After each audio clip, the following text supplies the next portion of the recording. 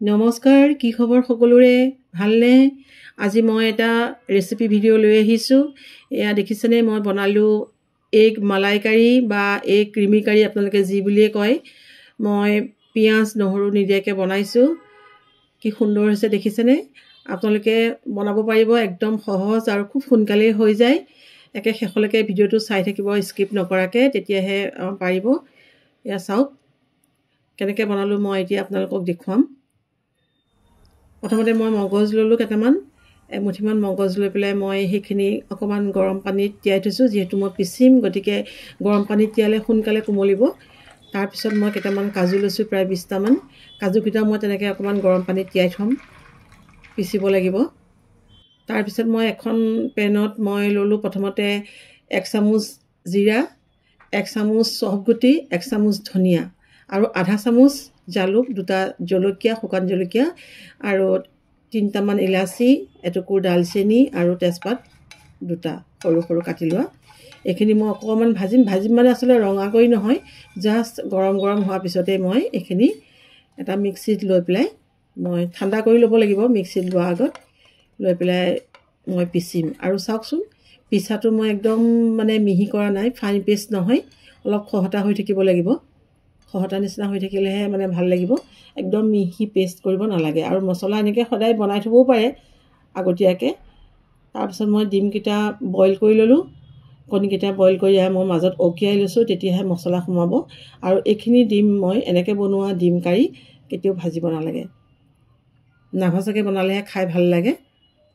যিহেতু মই মালাই এগ কাৰী বনাম, মই এইবাৰ এইখিনি দেখিছেনে, মই ধুনীয়াকৈ পিচি ল'লোঁ মগজ আৰু কাজুখিনি।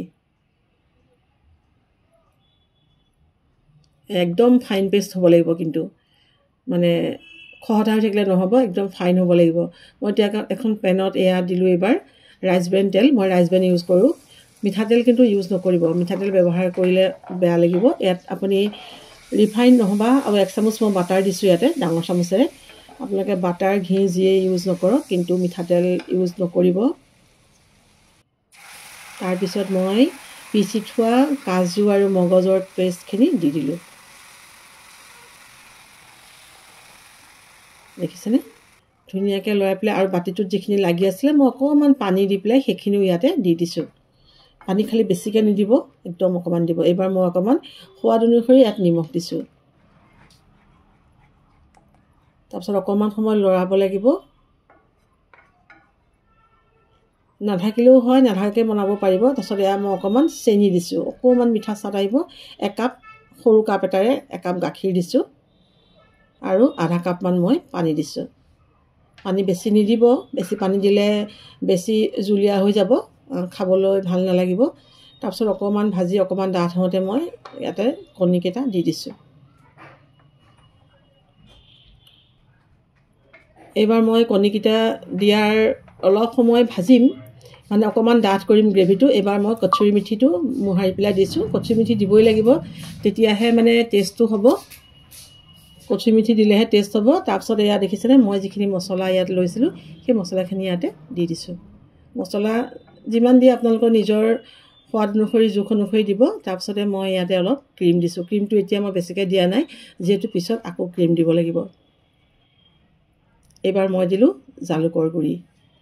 হৈ গ'ল মোৰ এগ মালাই কাৰী। কিমান সোনকালে হৈছে দেখিছেনে, একদম সহজতে হয়। মই এতিয়া এটা বাউলত এইখিনি মই ল'ম। একদম সোনকালে বনাই হয়, সহজতে হয়, আপোনালোকেও বনাব পাৰিব। যদি আপোনালোকৰ মোৰ ভিডিঅ'খিনি ভাল লাগিছে, তেতিয়াহ'লে লাইক, কমেণ্ট আৰু শ্বেয়াৰ কৰিব। লগতে পেজটো ফ'ল' কৰিব, সোনকালে মোৰ ভিডিঅ'খিনি পাবৰ কাৰণে।